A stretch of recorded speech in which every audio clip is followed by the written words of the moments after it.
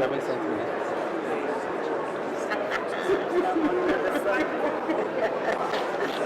I haven't seen it.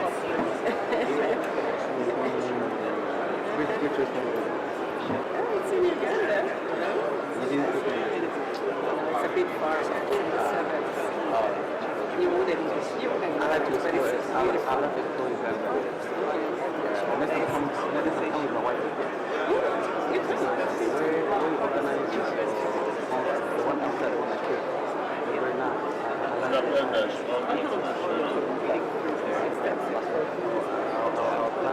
plan is practicing low Japanese Uganda airline to Lagos or can you still come to Uganda?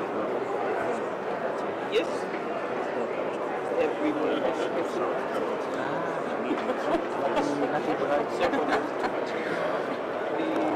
The towns and like surrounding towns. Okay. What? No worries.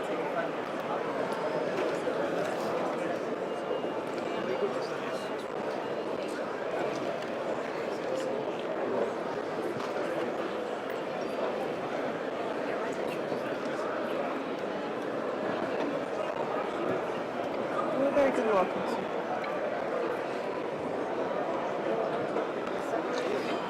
Good.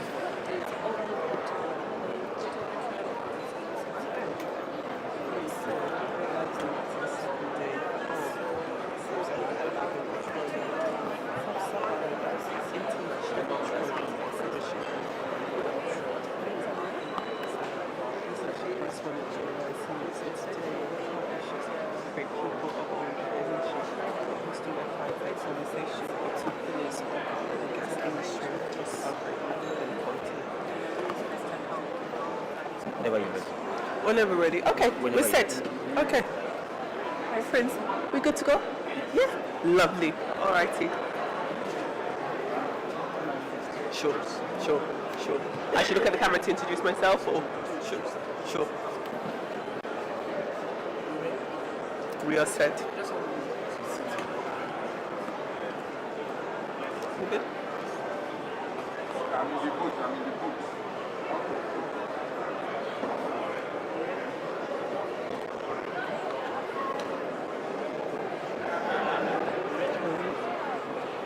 Corporate executive. We good?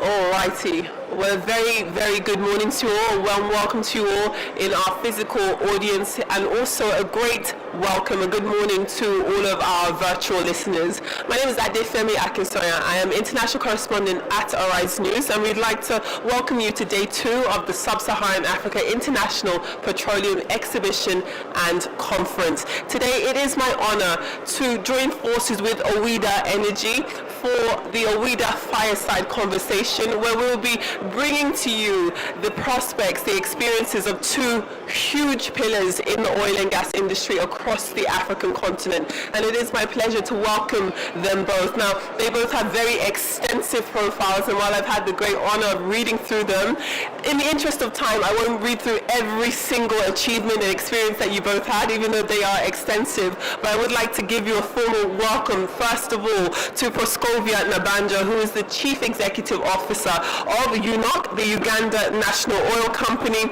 as well as a very good warm welcome to you, Dr. Riverson O, who is the Chief Executive Officer of COMAC, SPE Africa's Regional Director. Now, Ms. Proscovia, I know you come over to us from Uganda, and Dr. Riverson from Ghana, so it is, the African continent is ably represented. A huge and a warm welcome to you both. Thank you for joining us. Now, as I said, I've had the pleasure of reading through both of your profiles, and you are qualified and esteemed, but I would think it would be a great thing for our audience to hear a bit more about your introductions to this oil and gas industry. So, Proscovia, if I could start with you and to ask you about how it is that you found yourself in this industry. Did you stumble into it? Was it an intentional decision to move into this male-dominated field? Talk to us about your journey so far. Thank you so much, ADEFEMI, and it's always a pleasure to be here.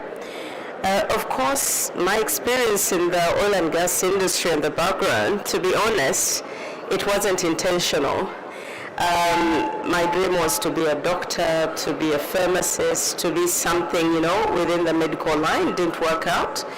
But, you know, as I went through my university degree and taking up the discipline of chemistry, geology, and physics, I was mentored. Number one, by my father, and then, of course, several friends to my parents who were able to show me the opportunities within the line of the career that I had decided to get into. And I must admit, it's been the best experience of my life, leading an industry, or at least being part of an industry that largely contributes to the economic transformation of my country. So to your point, certainly geology wasn't my career path of intention, absolutely not. But when I look at how the oil and gas industry contributes to socio-economic transformation, it's rewarding to be there. And I've gone through the entire journey of the oil and gas industry in Uganda. I was the first technical staff woman in the industry in Uganda. And I've done it all, from exploration when we were showcasing the opportunities in Uganda, and then, of course, attracting investment through the fast drilling of the wells, and until the time when we've started the infrastructure development that is going to deliver first oil sometime soon. So yes, I think I've seen it, it's rewarding, and I'm glad and exceptionally excited about the opportunities that we have for growth in Uganda. All right. Good morning, and thank you so much for the invitation. I think my story is not different from Proscovia's story. I knew I would be an engineer when I was 14 years. But when I was 14 years, Ghana had not made any discovery of oil and gas. So I remember the first work I did was into mining. I used to work for a mining company from Australia, Newmont. And Ghana's discovery had just happened, and I would say POD was happening around that time. So I got an invitation by a company called Lukoil, a Russian oil company, where they pick 10 top engineers across the country, and I happened to be one of them that they trained. So they took us to Russia, where I had my first hands-on training as a petroleum engineer, because one thing you realize that I didn't even do petroleum engineering first degree, as you could read from my biography. I did materials engineering. So the closest I was to the whole industry was infrastructure. I mean, corrosion control, offshore systems and all that. But I was trained as a reservoir engineer. But you know what happened? After my training as a reservoir engineer, I came back to subsea systems, where my materials engineering was very useful, that combination. So apparently, I didn't plan my life to be even where I am, departments, so that they become useful. So today, I came back to Ghana. I joined the Ghana National Gas Company as the head of economics, risk and planning under the commercial department. And last year, I moved on to downstream. So I've worked in upstream, went to midstream to do gas infrastructure, and now I'm doing what you call gas station business. So that's downstream where I find myself now. Thank you so much.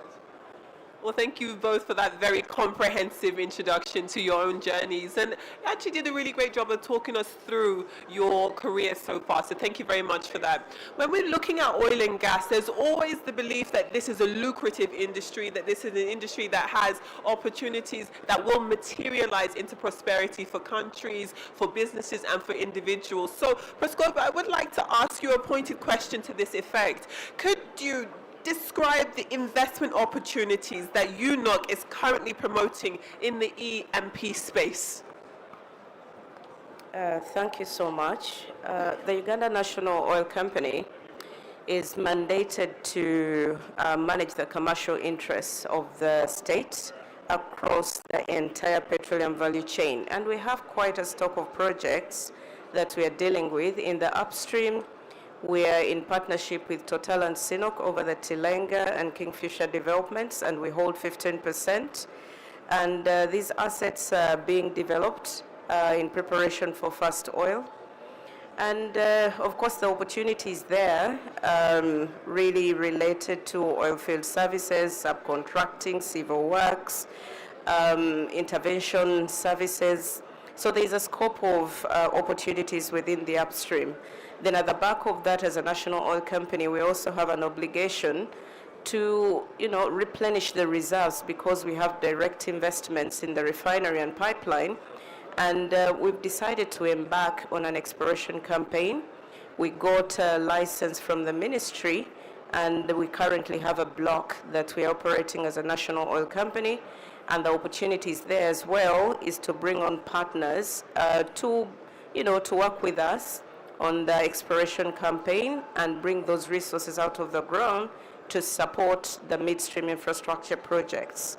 Then in the midstream, we participate within the pipeline business. The East African Crude Oil Pipeline is one of the big projects that we're dealing with. We invest through our subsidiary. Our equity or our shareholding interest is 15% within that project, with Total Energies, Sinok, and Tanzania Petroleum Development Corporation as our partners. And again, the project is on track. A lot of engineering and execution works are ongoing, and we believe we should be bringing, again, this project into commissioning alongside the upstream projects. Then we are part of the refinery development, where we will be holding 40% of a $4 billion project. And again, we are discussing with our partners or potential partners on the commercial agreements related to, the development of the refinery. We are negotiating the implementation agreement, the crude supply agreement, the shareholders agreement, and we believe we should be signing some of these agreements within a month or so. And again, there are opportunities there through contracting. We are also part of development of the Petro-based industrial park. We were allocated about 29 square kilometers of land, and the anchor investments within that land or within that area is the refinery, the export hub, and we have a second international airport. And the intent of this industrial park is to set up industries that are feeding off the products of the refinery, but at the same time supply, also improving on the stockholding levels and improving the operational efficiency of that terminal. We want to link it to the lake so that we can bring in product via barge or lake transport into that terminal and reduce the burden on the roads, and then expand to another terminal of about 320 million liters. And that terminal is more strategic because it will be receiving the petroleum products from the refinery, supplying the same to the local market and then the forward markets. And it will be linked to the refinery via product pipeline. So again, all these are opportunities via product pipeline. So again, all these are opportunities for someone to come, and partake of the so many developments. And of recent, we got a mandate to be the sole importers of petroleum products in Uganda and supply the same to the Ugandan market. And we've done that quite well. In 2020, we were importing only about maybe 11, 12 truckloads and supplying fuel to the petrol stations. And today, within 6 or 7 months since we started this business, we've transacted over $1.5 billion, companies to provide financing to the oil marketing companies, to set up infrastructure and partake of that business. And then we'll be opening up a trading function for crude. And we are also running LPG as a business that we are trying to structure.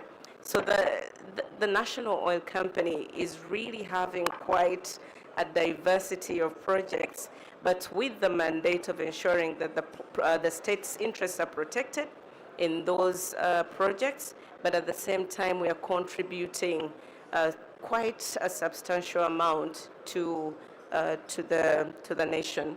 So that is where we are. The investment opportunities are there.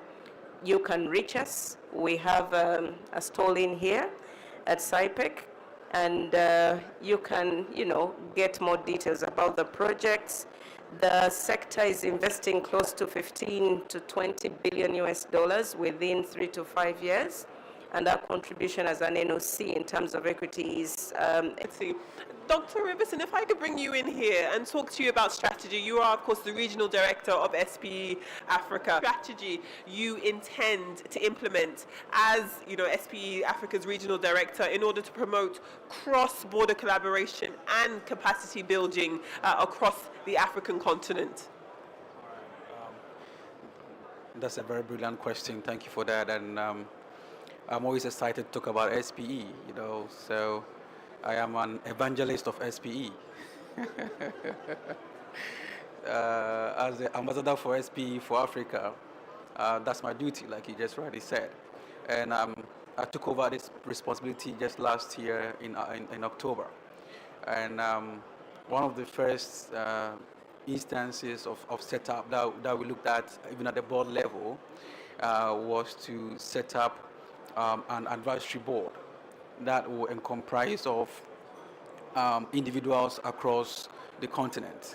So we have an advisory board made up of Nigerians, Ghanaians, Ugandians, Tanzanians, mention it. And we have more than 18 sessions in Africa alone. So just a little bit about SPE. So SPE today is the biggest oil and gas, or I would say energy community, where oil and gas professionals meet students virtually across the continent. I have personally organized training for students across Uganda, Tanzania, Mozambique, even as I travel to visit them as well. So the strategy is very simple. It's nothing new, because I'm tempted to say that our forefathers like Emeka Ene seated here today, they've paid their dues, and it's time for us to also take the wheel upon ourselves to make the things work. We're not implementing anything new, but rather calling for more collaboration among sessions across Africa. You see sessions in Tanzania doing cross knowledge sharing with Nigerians, learning from case studies. And I always say when I go to Uganda, when I had the chance to go to the Telenga field, and you'll be surprised to see an antelope or a wild animal, and you see a rig, and it doesn't disturb the nature, and there's no noise about it.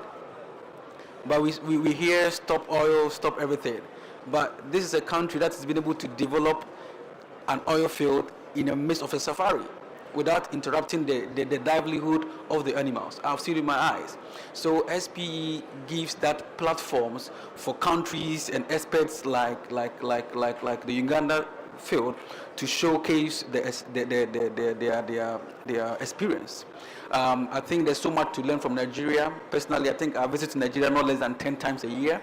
I'm here next week. I'm here next 3 weeks for the LPG week, and also the Lagos week for SPE Lagos session. So we are happy to also take the experience we have received in Nigeria. And I always say, I was trained by a Nigerian back home in Ghana. And when oil and gas started, we had almost 80% of the Schlumberger staff as Nigerians until Ghanaians learned the job, and then the Nigerians found their way back home or other projects. Then Ghanaians took over.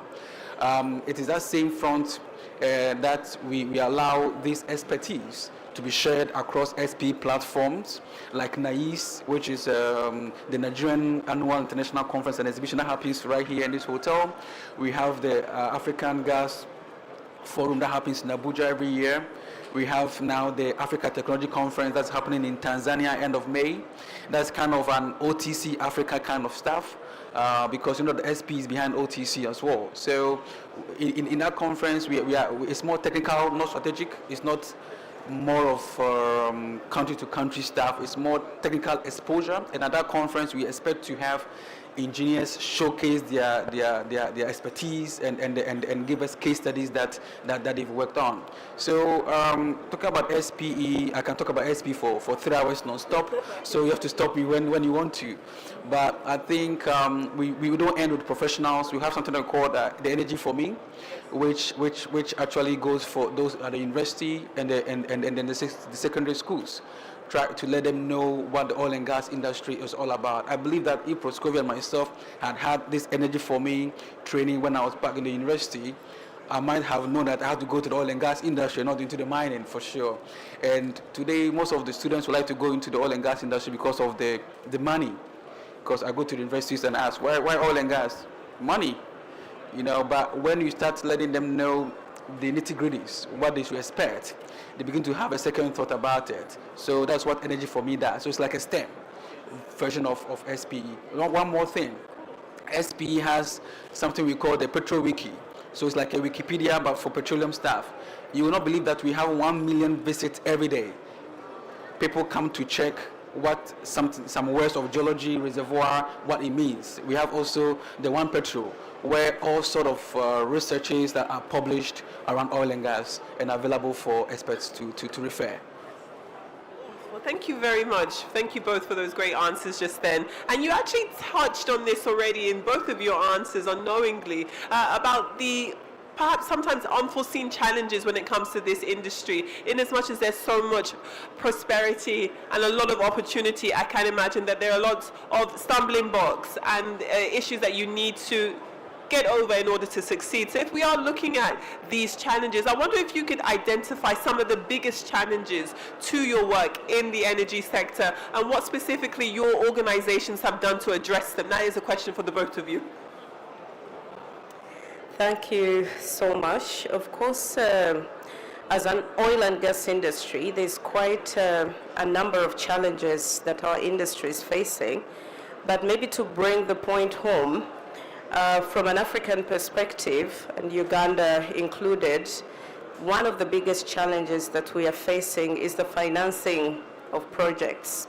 As an industry that is also being impacted by the energy transition, climate activism, there's a lot of capital flight from your mainstream oil and gas, projects to renewables. So financing is becoming more constrained than ever before, that investors want to invest more in renewables compared to the oil and gas sector.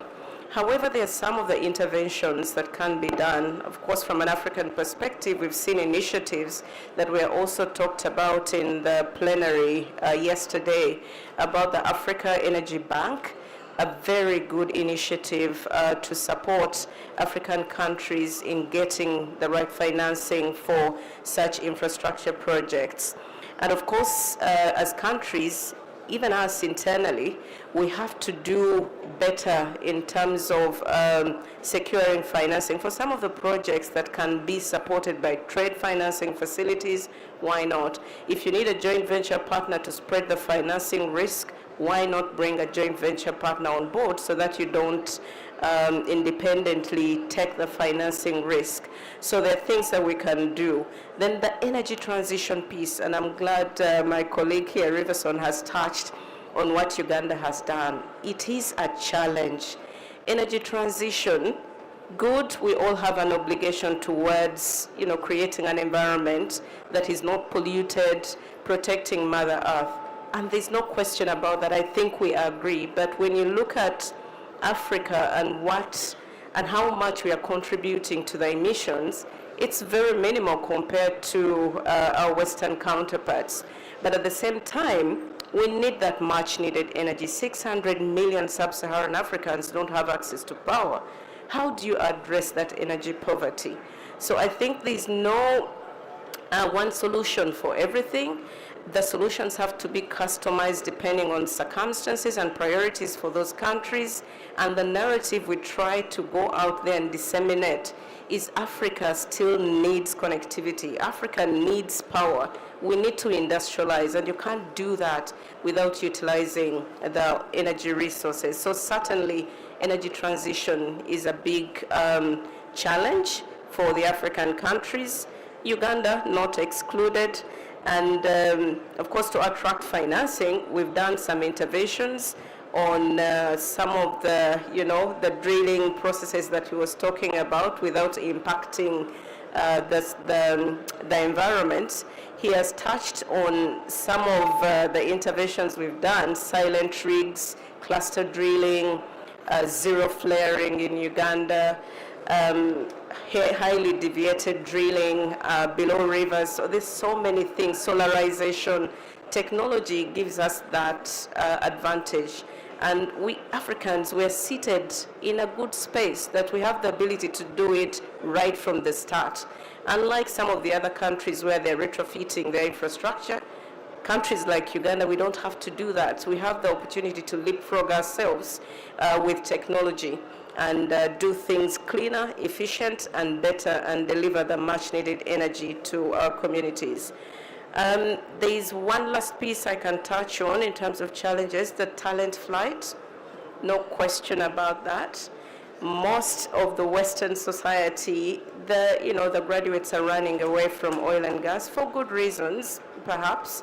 But as Africa pulls up this talent to train the youth, to train their population to be able to participate in the industry, it's moving from Africa to support these projects in overseas.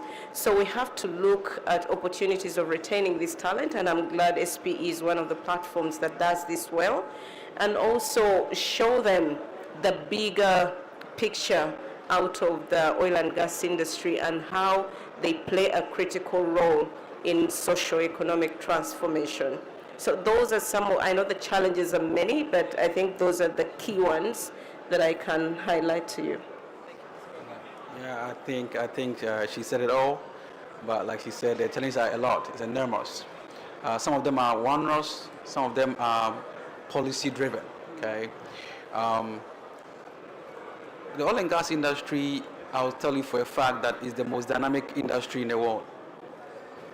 We are fast to adjust to whatever geopolitical situations we find ourselves. And I can give you instances in the past, 2014, the turmoil, the COVID turmoil, because as a matter of fact, we did not have to implement COVID to make revenue, unlike the pharmaceuticals industry, you understand? And the whole plans around COVID has to do with, you go to the airport, 1 meter distance, you sit in the plane, you sit together, and you eat when you have to eat. That's a scam. It's the same way she mentioned energy transition that's affecting financing today. But all of this, you know the biggest challenge here, and I mentioned it quickly. There is a direct correlation between pump prices of fuel and the economics of any country. Nigeria is a case study. When the government dissolved the subsidy on the petroleum prices, you see how your Nigerian naira collapsed against forex. The same thing almost happened in Ghana. So the narrative for me, the challenge I have is that Africa had to wait for energy transition to happen before we thought about amassing the wealth across the entire value chain. How many years did Nigeria flare gas? More than 50 years. We're just flaring gas of millions of dollars.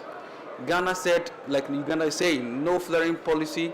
We don't have to flare any gas. And every gas will be used domestically. So we have never exported even one scarf of gas from Ghana. So I think the narrative around all these challenges we have is a learning curve for us. That when the geopolitics happen, we are the ones that suffer so much. The Russian-Ukraine wars affected crude oil product prices. It jumped from 400 to almost 1,000 at a snip. And we saw the pump price effect happen here. So why can't we have industrialization, as she mentioned? We need to focus on the fact that the refineries that we need to build, the gas processing plant to generate electricity for industrialization will end up creating jobs. It will end up creating energy security for ourselves as a continent. And that's a challenge that I foresee. And this is a policy issue. And it has to be addressed holistically, so that at the same time we're producing, we have engagement IOCs, we should have a buffer stock that will stand in for the country need when there's any challenges. Today, 2/3 of revenue, 2/3 of investment are going for renewables, and 1/3 going for oil and gas. However, as we speak today, I can use UK as an example. UK is still dependent on 95% on gas to power and 5% on solar, because we are in winter. The winds are not blowing, the solar is not working. It is good to have solar, don't get it wrong. And if any continent should even be preaching about solar, it's Africa, because we have the sun. You understand? But we always find ourselves being told what to do as a continent, and when to sleep and when to wake up. We need to stand as a continent. This is when AFTA needs to come in. We need to have a cross-regionalizational issue addressed. Why can't I buy a product from Uganda with my currency and have to trade in USD? We are here. Ghana receives cement from Nigeria. It passes through Togo and Benin. Togo and Benin still import cement from France. What is AFTA doing about it? This is what we need to discuss. These are some of the challenges that goes beyond just, the oil and gas space. But I think it is a mindset of having regional integrated policy that will work. We can talk about this for forever and ever, can't we? I'm so happy you mentioned brain drain and how this is affecting the energy industry, how many people, young talent, young graduates are deciding to take up shop in other industries, and this is something that needs to be addressed. So thank you for bringing up brain drain. Thank you for also bringing up policy and the fact that we have all of these different trade agreements that should focus on intra-African trade. We will actually get into policy a little later on in our conversations, but even though you both touched on it, I would like to talk about industry trends and where you see this sector going, especially in the light of renewable energy. What threats or prospects for prosperity do you think are down the line when we are looking at the industry trends, especially when we're looking at, for example, natural gas or, as I mentioned, renewable energy? Where do you see the industry moving towards, and what preparations have you already started to take into account? Okay, thank you so much. Indeed, as a national oil company, it would be a shame if we didn't look at where the industry is going in terms of renewables. And we've seen most of the companies rebranding themselves to integrated energy companies, which is okay. But you have to step back and look at what is the priority for the country. As Uganda National Oil Company, the priority today is to get the oil out of the ground and contribute to socio-economic transformation. No question about that. So we can't shy away from producing our resource. But at the same time, we're also not shying away from utilizing the renewable resources like solar. Of course, we have hydro. And by the way, for Uganda, the connectivity, I think hydro forms 90% of the power supply for the country. So in terms of connectivity and availing power to people, hydro is what we are using. But we are recognizing the fundamental role that hydrocarbons play for industrialization. So yes, we know that renewables are getting quite a lot of investment, and most of the companies are rebranding themselves. That is okay. But from my country's perspective, I want to put something into context. Imagine a farmer in the rural areas who is having cattle and is producing milk. What would be the priority? To drive an EV or get a truck to deliver the milk to the market? I think priorities are totally different. So yes, we will be agile and not the requirement to pivot at a certain level to bring in other forms of energy. But today the priority is to get that oil out of the ground and contribute to socio-economic transformation. Now, of course, while we are looking at these renewables, one of the things that we want to focus on as well, not even as just the oil and gas industry, is the aspect of regional integration. We know that 600 sub-Saharan Africans do not have access to power. What happens with the regional power pools? And I think in Africa we have quite a number of regional power pools, and there is no limitation regardless of boundaries. Share the power. If Uganda has solar power, or if we are massive producers of geothermal in Kenya, if we are producing using coal in South Africa and we want to change to something bigger or something better, why not trade the power? I don't think it's okay for us to work in isolation. As African countries, we need to take advantage of cross-border collaboration and share the energy sources. There is no reason as to why people should reinvent the wheel. It's not necessary. If we have extra hydro, trade it with the neighbors.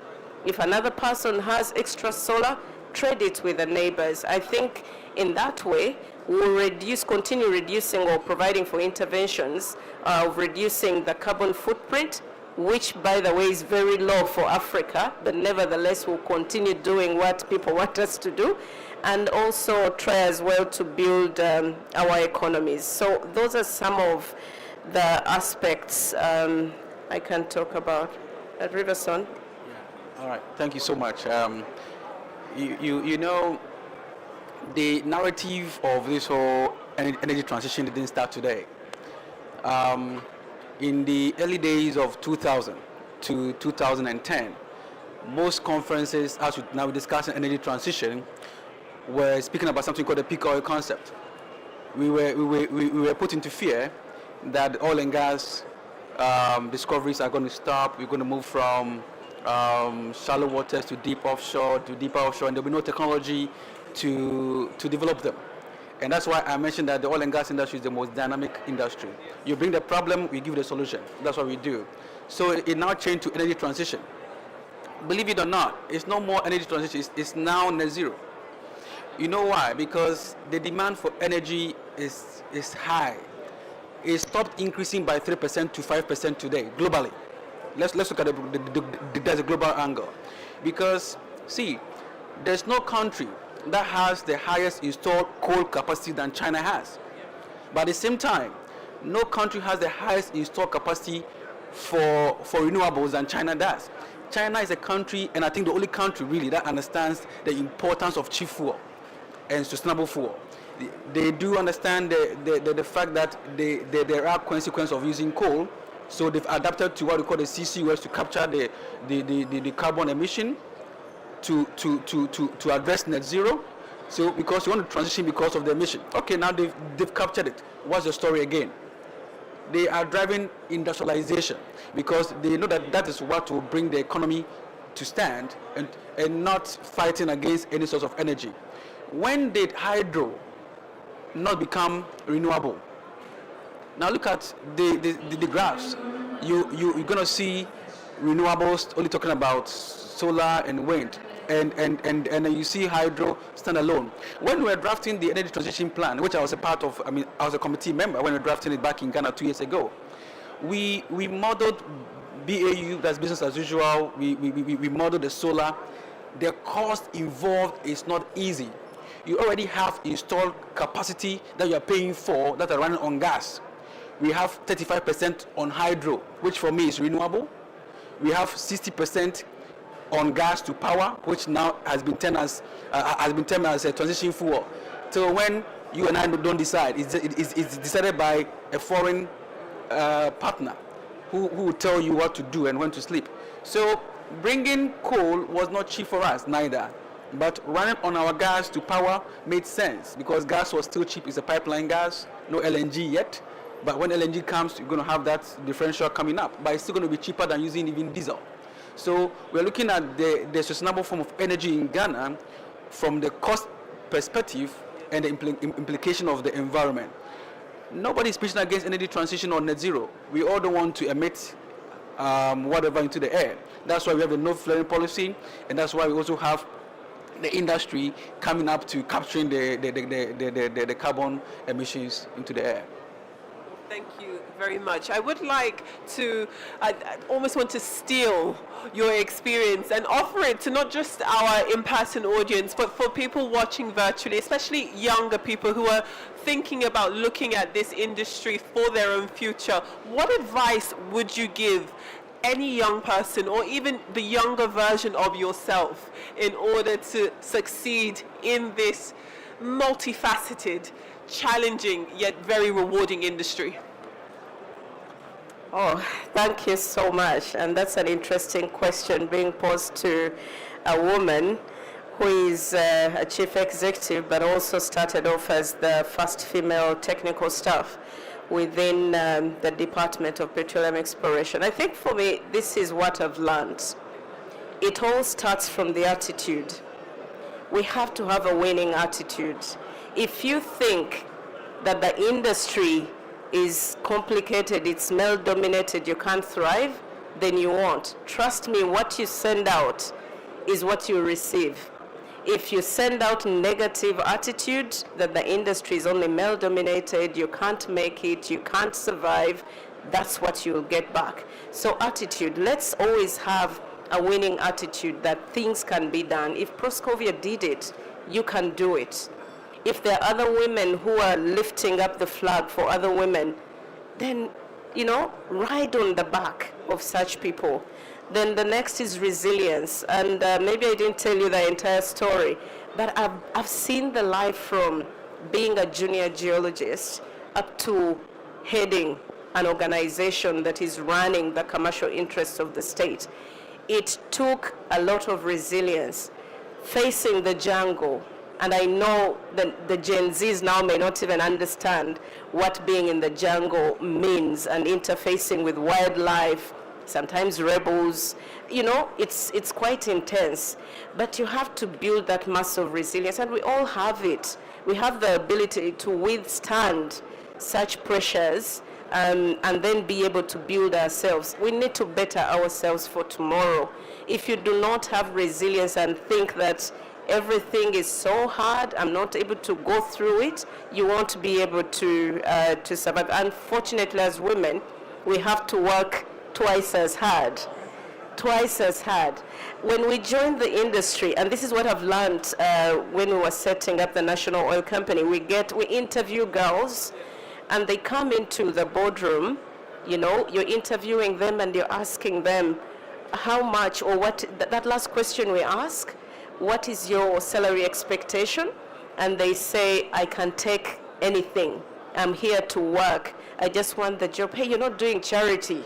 You're not. You're there, you have value. Be bold. Be bold and negotiate the value you're bringing into the organization. Unfortunately, we are always shy as women. And even when we win, we do not want to take that credit. You find someone saying, oh, sorry, I think I prayed a lot. God is always a constant. Take credit for the hard work that you're doing. Don't shy away from that. Absolutely not. And then, of course, take challenges as an opportunity to learn. Things are never easy, no question about that. I've had experiences unimaginable as a woman where the stereotype issues come into force. It's not so uncommon that you walk into a meeting and of course they don't expect a woman to contribute. Be bold. Leave your hand up until you're selected. Don't shy away from taking advantage. So I can speak about women, I think, for a whole day. I'm worried I won't give Riverson an opportunity to speak about this. But when we grow, there's something that I always call the female cross or the leadership cross, that while we are flag bearers and get through the top as women, when you get to the top, this is a request to the audience here and the people out there who are watching us. Always use the principle of the cross. I'm a Catholic and I'm not shy to use this cross. At the top, you have to look up to someone. It would be a shame if you're a woman and you're not looking up to someone. Challenge yourself. And as a leader, you have to make yourself vulnerable so that you get more information, so that you learn. Then on the left and right, you need balance. You need your peers, you need your spiritual life, so that every time it's turbulent times, you need someone to run to. And the bottom of the cross, which is very important, lift another woman up. Lift another woman up, and that is very critical. And lastly, when we get to the top, I always challenge my fellow colleagues in leadership. What are you without a title? it's very easy to get lost into the aspect of being the CEO or being, you know, at the helm, and you forget to differentiate between the title and being human. So always think about it, and regardless whether you're a woman or a man, always ask yourself, what are you without a title? Because at the end of the day, and I'm a spiritual person, I believe at one point we are going to be called by whoever sent us here. And I don't want someone to call me and ask me, I sent you to earth to do A, B, C, and D. Did you do it? And I start saying I threw Riverson off the bridge because he was in my path. No, I think let's always remember that whatever is going to be put on your tombstone is your name and not the title. So again, Riverson, sorry, I think I'm taking much of your time, but... So I think at this point, I don't add anything, except that, so men, lift a man up, okay? Because this is the same as energy transition, you know? It's like women transition. It's okay. No, we have a very good relationship. It's okay. No. I make sure at my office, I have a gender balance at my office. So I recruit two, so that everybody is okay. So should we leave the industry, or there are still prospects? And the answer is a big yes. I was hosted last 2 weeks in Abu Dhabi, National Oil Company, and I was taken through the CCUS, the carbon capture, utilization and storage facility that is built just close to their steel factory. Because you see, the narrative around the whole energy transition, that the oil and gas industry is bad, but the steel industry also emits a lot. So they built it, and they're trapping the carbon from the steel company. All right. This carbon is very useful. This CO2 is also useful for reservoir engineering purposes. And you not believe it that those who are manning this particular facility are all petroleum engineers. When you go to Saudi Aramco now call themselves, as you said, energy company. Everybody's trying to say that energy, Total Energy today, BP Energy, Shell Energy, they're all adding energy to their field because they are adding on to other source of food, other source of energy. Okay, and it's the same oil and gas engineers that are trained to do that. So you see a geologist doing oil and gas, doing solar business today. You see a geologist in a CCUS room, making sure that it works. What we put on the table today as SPE is the kind of feedback we give to our young ones, okay? So if you talk to any student chapter member, the person will tell you that if he's actually involved in SPE, we give them leadership training because it's all about leadership. Today, the brain drain is happening not because there are no jobs, because it's a whole leadership failure across the continent, understand? So it's not about the leadership, but people are living for just a penny. Whatever they will get, they will just move. And whatever means that they will get to live abroad, they will come. I was abroad, I came back, people still question me, why did you come back? You are doing well over there. Why did you come to Africa? They question you too. Yeah, but then home is home. You are accepted home. You cannot sleep hungry at home, but you can sleep hungry back abroad. So please, let's make sure that we preach the news and let the students understand that the industry is still buoyant. There are a lot of things happening, just that they need to fine tune their thinking and have the right ability to come into the stream. Thank you. This has been an excellent conversation, and we're so grateful for your openness and your candid conversations and answers to these questions. Thank you very much. Proscovia, what you've said about women being bold in the workplace is definitely something that shouldn't be forgotten, that women need to understand that being confident, especially in the workplace, is not a bad thing.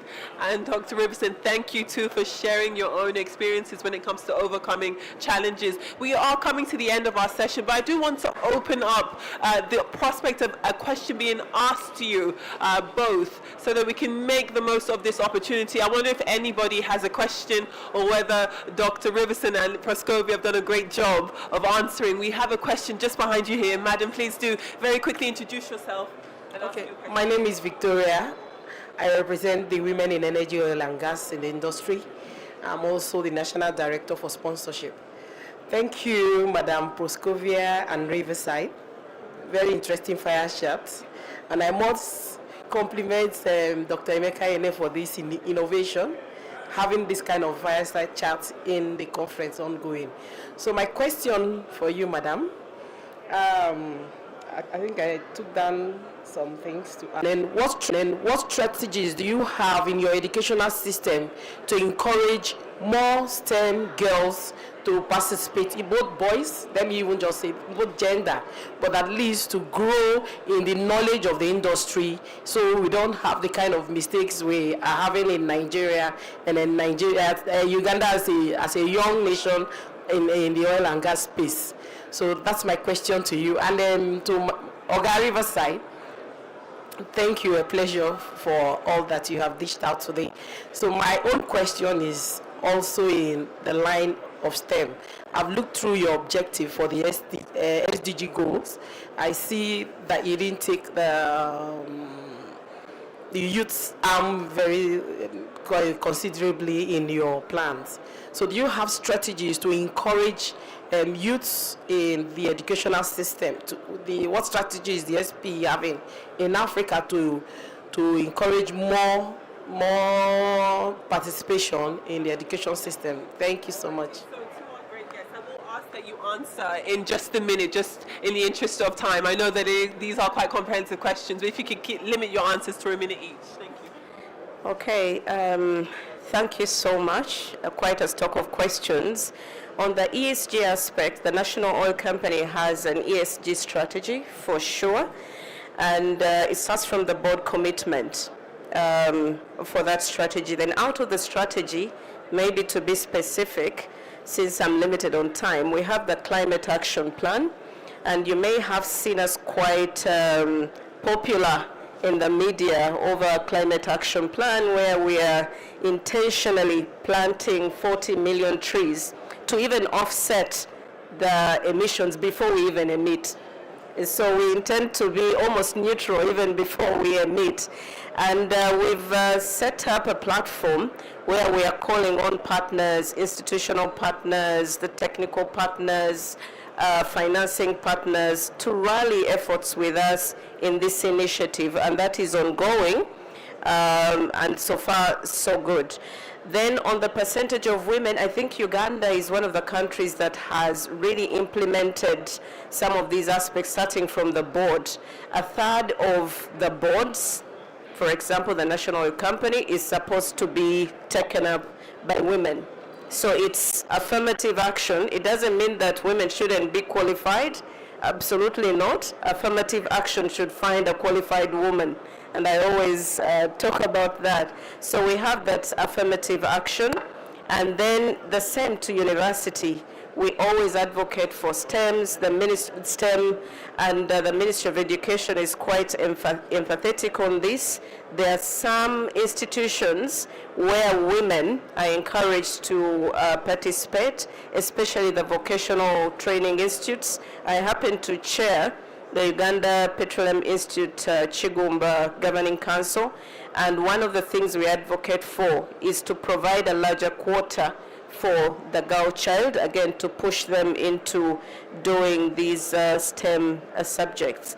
So I think for now, that's what I can say, since you gave me only 1 minute to speak about this, but certainly we have interventions to support women and the ESG action plan.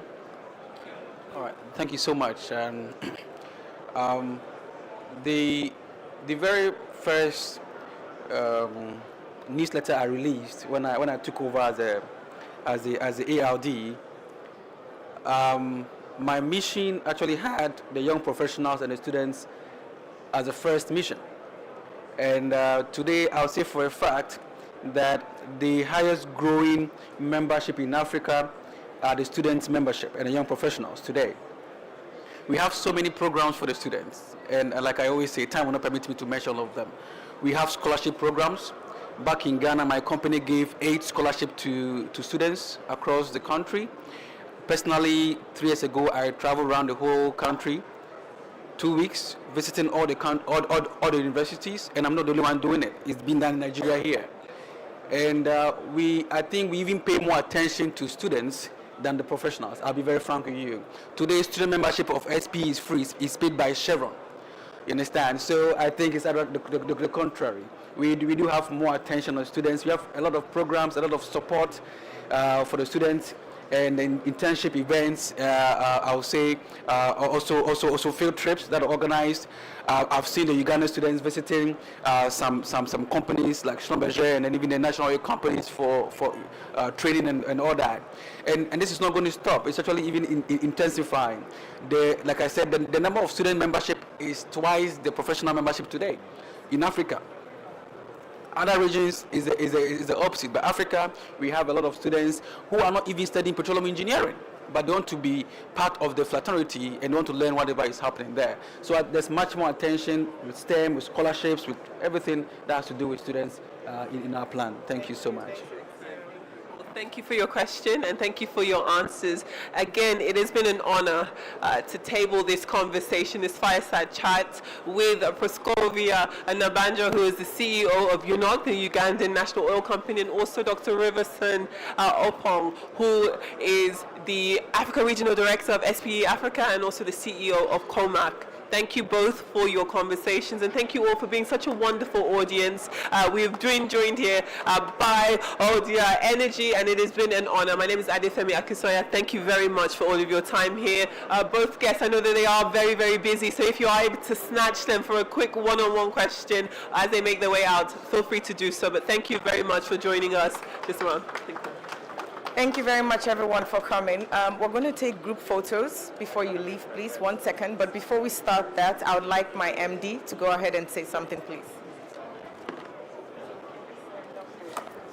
Thank you very much, ADEFEMI, Proscovia, and Dr. Riverson.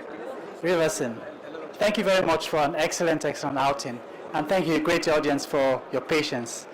Excellent. Thank you. Yes.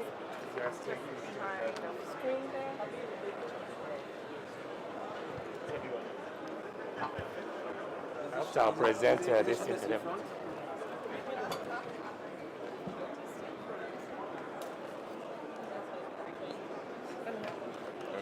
All right, so we're going to take with the MD and our special guests. Sorry, please. Should be taking.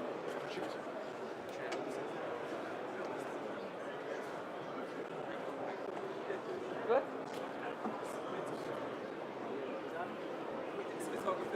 No.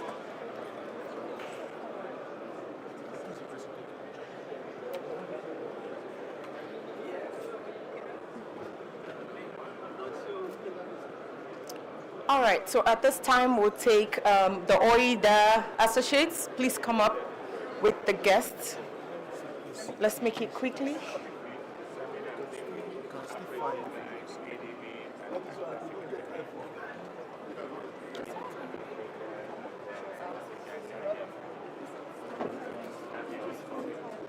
Isaac, Mr. Mike.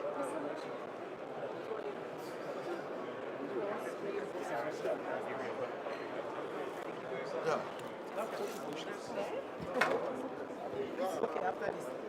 Where is? I hope I will show it. No, it can't be cut. I don't think you will show it. Somebody will spot. Right, Take it in two sections. let's fight.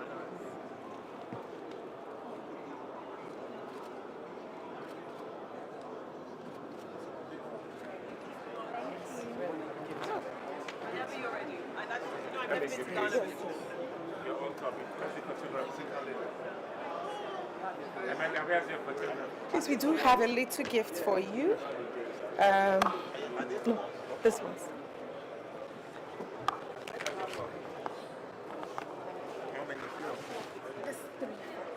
So MD, please go ahead and do us the honors to present it to our guests first. Sorry, please, they need to finish. When they finish. Please go ahead.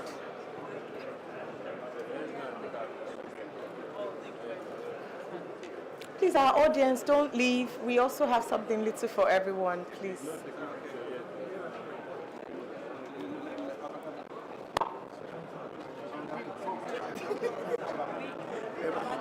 now. Okay. Wait, let's start. Where's my power bank? Adi.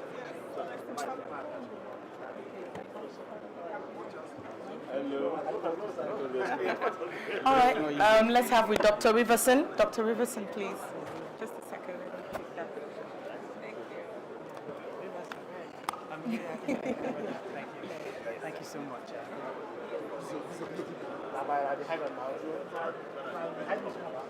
Please, our managers can join quickly.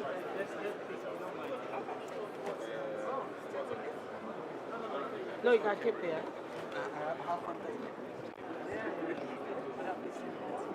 Do I need to put anything? Anyone. Be sure there's something inside. I don't think there's anything inside. This one. Yeah. Okay. And then for our interviewer. Okay, Brian. Good morning, MD. ladies and gentlemen. To present to our interviewer, please. Dr. Riverson. Thank you, Adeyemi. We had an amazing time. And just upstairs for your seating programs.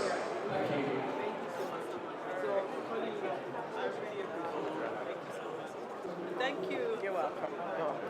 All right. Thank you so much, ma'am. Thank you for making it. I have to run. It's fine. Thank you. Thank you for coming. Your audience have not started.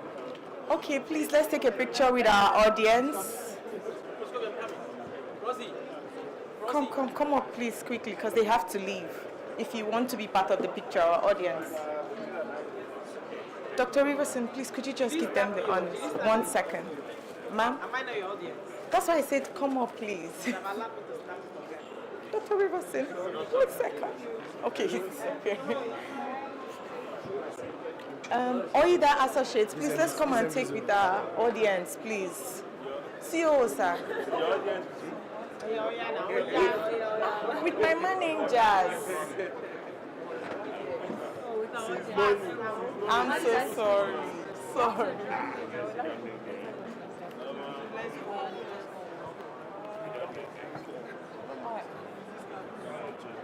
Come to this side.